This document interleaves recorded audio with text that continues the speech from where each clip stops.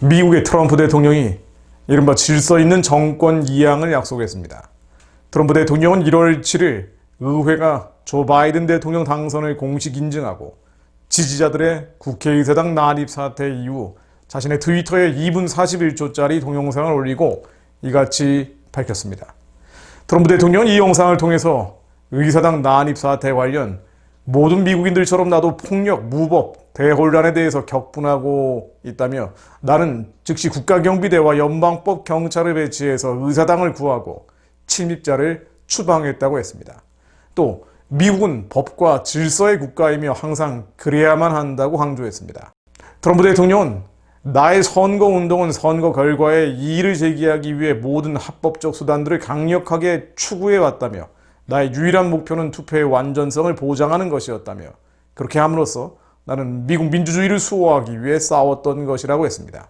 이건 역시 소위 주류 언론들이 트럼프 대통령이 선거 불복을 해왔다라고 주장해왔지만 그것이 아니라 부정 없는 선거, 즉 민주주의의 회복을 위한 투쟁이었음을 지적한 것입니다.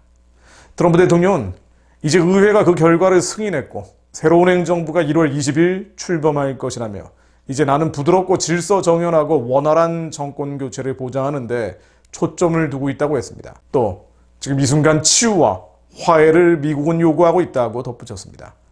트럼프 대통령은 여러분의 대통령으로서 일하는 것은 나의 일생과 나의 모든 훌륭한 지지자들에게 영광이었다며 실망하셨을 줄 알지만 우리의 놀라운 여정은 이제 막 시작되고 있다는 것도 알아두셨으면 한다고 했습니다. 마지막으로 여러분과 미국에 신의 축복이 있기를 기원한다고 덧붙였습니다. 국회의 바이든 당선 공식 인증과 트럼프 대통령의 승복은 일단 1월 20일 바이든이 미국 대통령에 취임한다는 것을 뜻합니다. 미국을 또 한국을 불쌍히 여겨달라고 하나님께 계속 기도하는 마음입니다. 그런데 만일 특별한 이변 없이 바이든이 1월 20일 대통령에 취임하게 된다면 미국에는 혁명적 변화가 온다는 것을 의미합니다. 이것은 물론 한국에도 어마어마한 영향을 줄 수밖에 없습니다. 미국 대선 기간 계속 전하고 알려온 바와 같이 이런 변화의 핵심은 미국의 반기독교적 급변 사태입니다. 조 바이든은 물론 부통령 지명자 카말라 해리스는 역대 미국 지도부 중 교회의 가장 적대적인 조합입니다. 이는 미국의 세속화는 물론 동맹국인 한국의 영적인 흐름에 치명적 영향을 줄 수밖에 없죠. 과거 동성애 낙태를 맹렬히 옹호해왔던 오바마 대통령 이상으로 한국의 동성애, 낙태 등 음란의 압박이 더 심해진다는 것을 의미하죠. 예를 들면 2016년 5월 오바마는 리포트 주한 미국 대사를 퀴어 축제에 참가시키는 한편 고 긴즈버그 대법관은 물론 랜드벨이라는 동성애 특사를 파견해서 한국의 동성 커플과 정치인을 만나고 한국 사회 여론을 바꾸려고 사실상 발악을 했죠. 이런 압박은 앞으로 더 거친 형태로 이루어질 것이 뻔합니다. 그럼에도 한국의 이른바 보수, 우파 이론가, 이데올로그들은 바이든 시대를 환호하고 격찬하고 있는 것이 현실이죠. 그러나 적어도 기독교인들만큼은 정신을 똑바로 차려야 합니다. 잘 알려진 것처럼 동성 결혼 주례까지 수차례 섰었던 바이든은 대선 기간 LGBTQ, 레즈비언, 게이, 바이섹슈얼, 트랜스젠더, 퀴어, 즉 동성애 성향을 가리키는데요. 이 LGBTQ+4를 위한 평등법 제정을 자신의 최고 입법 순위라고 강조해 왔었죠. 대선 직후에도 이것을 재확인했습니다. 12월 1일 보도된 AP통신 등 복수의 매체에 따르면 바이든은 LGBTQ+ 활동가들이 최근 몇 년간 추진해온 대다수 제안을 이행할 계획이라고 보도했습니다.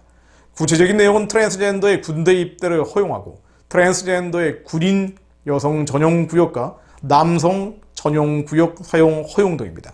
또 군인을 위한 성전환 수술 및 교차 성 호르몬 투입, 즉 남자로 전환한 여성은 남성 호르몬을, 여자로 전환한 남성은 여성 호르몬을 투입하는 것을 포함한다는 것입니다.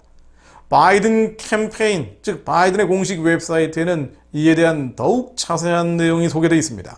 미국과 전 세계에서 LGBTQ+ 평등을 발전시키기 위한 바이든 계획이라는 제목이 붙은 문서인데요. 아주 긴 문서입니다. 제목부터가 특이하죠.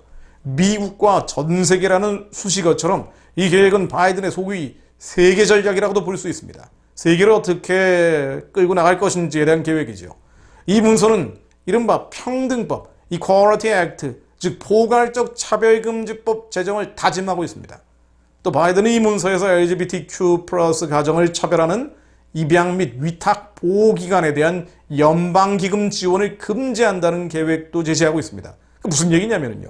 즉 동성애, 양성애 커플 등의 아이들을 자유롭게 입양하고 이걸 반대하는 기관들은 오히려 정부 지원을 끊겠다는 거죠. 그러면 어떻게 됩니까? 남자 아빠, 남자 엄마 가정에 입양된 아이는 어떻게 되는 겁니까? 지금도 이루어지고 있지만 그나마 입양 위탁보호기관이 반대하는 경우가 있는데 이런 걸 막겠다는 겁니다. 자유롭게 해라. 바이든은 특히 트랜스젠더 학생들이 자신이 선택한 성별 정체성에 해당하는 욕실, 락커룸 및 샤워를 할 수 있도록 하겠다고 약속했습니다. 이제 여자가 되겠다는 남자 초중고 대학생들이 여자 욕실, 락커룸, 샤워를 하게 한다는 것인데요. 어릴 때부터 그런 것을 주입하겠다는 것입니다. 이건 사실상 혁명 공약, 폭력혁명이 아니라 성혁명 공약과 같아 보입니다. 이 중에서도 정신을 아찔하게 만드는 것이 바로 외교정책입니다. 자기만 그렇게 하겠다는 게 아니라 남의 나라도 그렇게 만들겠다는 건데요. 바이든은 소위 LGBT 행동주의를 외교정책의 중심으로 만들겠다고 선언했습니다. 이 바이든 계획이라는 플랜에 다 자세히 나와 있는 내용들입니다. 즉, 전 세계적인 LGBTQ+ 권리 확대를 위해서 새로운 기구와 직책을 만들어 개입하겠다. 인게이지먼트. 그리고 이것을 위해 전쟁을 할 것이다. 컴뱃이라는 단어까지 사용하고 있습니다. 12월 초에 제가 말씀드린 것처럼 저도 이게 진짜인지 여러 번 읽어봤는데요. 사실입니다. 그간 바이든의 주장과 맥을 같이 하는 것이기도 하죠. 바이든은 국무부에 LGBTQ+ 인권 특별대사라는 직책을 만들어서 외교적 압박을 한다고 합니다. 오바마 시대는 가끔 한 명씩 임명해서 한국 등을 압박했는데 이제는 아예 상시적인 직책을 만들겠다는 거죠. 또 미국 대외 원조 실시 기관인 국제개발처 USAID라는 곳에 국제 LGBTQ+ 프로그램을 담당하는 특별 코디네이터, 스페셜 코디네이터라는 직책도 신설하겠다고 합니다. 한마디로 이 동성애 정책을 받아들이면 대외 원조를 많이 해주고 그렇지 않으면 대외 원조를 끊겠다. 간헐적으로 오바마 정부 때 일어났던 일들을 이제는 상시적으로 하겠다는 것입니다.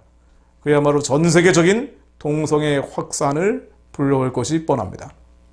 다시 또 말씀드리겠습니다마는 바이든의 안보팀 협상과 거래 위주 접근인데요.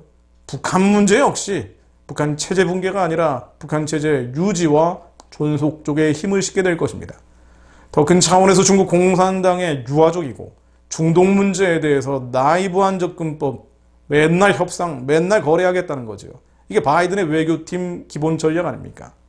이런 접근법은 남북한 좌파 진영에 유리한 국면을 만들어줄 겁니다. 한국 현실만으로도 깜깜한데 미국에서 더 큰 어둠, 음란이 몰려오는 모양새입니다. 그럼에도 불구하고 한국의 보수 우파 언론인 이론가들은 이런 바이든 시대를 찬양하기 바쁘죠. 세상이 끝으로 가고 있다는 징조들입니다. 그러나 또한 누차 말씀드리는 것처럼 마지막 때는 피하고 숨고 도망쳐버리는 때가 아닙니다. 적그리스도는 이미 성경 기록 당시에 나타나 있었고 또 나타날 것입니다. 그러나 오직 하나님을 아는 백성이 되어 강하여 용명을 바라는 나라가 될 것인지 아니면 사탄의 전령이 될 것인지는 우리 선택입니다. 예수 그리스도는 어제나 오늘이나 동일하시고 한 사람이라도 더 구원받기 원하시기 때문입니다. 우리에게 지혜로운 자가 되어 많은 일을 옳은 대로 돌아오게 하라고 명령하시는 분입니다. 그것이 마지막 때입니다. 절망적 환경 앞에 믿음으로 승리하는 것을 명령하시는 분입니다. 약속을 성취했던 아브라함도 절망 속에 있었습니다. 야곱도 요셉도 바락, 삼손, 입다, 기드온, 사무엘 그리고 홍해 앞에 섰던 모세와 골리앗 앞에 섰던 다윗은 절망 앞에 있었습니다. 그러나 믿음은 바라는 것들의 실상이요 보이지 않는 것들의 증거니 선진들은 이로써 증거를 얻었습니다. 선진들은 이로써 증거를 얻었습니다. 그들은 믿음으로 나라들을 이기기도 했고 의를 행하기도 했고 믿음으로 약속을 받기도 했고 믿음으로 사자들의 입을 막기도 했습니다. 믿음으로 불의 세력을 멸하기도 하고 믿음으로 칼날을 피하기도 하고 믿음으로 연약한 가운데서 강하게 돼서 전쟁에 용감하게 됐습니다. 믿음으로 이방 사람들의 진을 물리치기도 했습니다. 이런 이들은 공중권세 잡은 사단이 장악한 세상이 감당할 수 없었습니다. 무엇보다 우리 안에 이미 세상을 이기신 예수의 영, 성령님이 오셨습니다. 우리는 하나님께 속하였고 또 세상을 이기었나니 우리 안에 계신 이가 세상에 있는 이보다 크십니다. 주님은 이 매캐한 음란의 화염 속에서 피 흘리기까지 죄와 싸워 이기는 자가 나오기를 원하십니다. 그렇게 세상을 이기는 자, 그렇게 모든 민족을 제자 삼는 주님의 교회가 일어날 수 있기를 바라고 계십니다. 우리 힘과 능력으로 안 되기에 주님이 이 땅에 오셨고 우리 심령 가운데 성령님을 보내주셨습니다. 예수 그리스도 이름으로 명하노니 아직도 겉사람 타락하고 부패한 자 안에 있는 미움과 증오와 분노와 음란한 영들은 예수 그리스도 이름으로 명하노니 다 떠나갈지어다. 예수 그리스도 이름으로 명하노니 북한의 우상체제는 무너질지어다. 우리 안에 모든 하나님을 대적했던 이론과 이데올로기들은 예수 그리스도 이름으로 명하노니 깨어질지어다. 하나님을 대적하는 악하고 추하고 더러운 권력들 한반도 남과 북 잔역에서 예수 그리스도 이름으로 다 무너질지어다. 하나님, 선교의 길이 땅끝까지 열리게 하옵소서. 하나님이 선교의 길이 땅끝까지 열리게 하옵소서. 주님 원하시는 하나님의 뜻이 이 땅 위에 이루어지게 하옵소서. 주여 길을 여시고 이 땅에 어서 오시옵소서. 예수 그리스도 이름으로 기도했습니다. 아멘.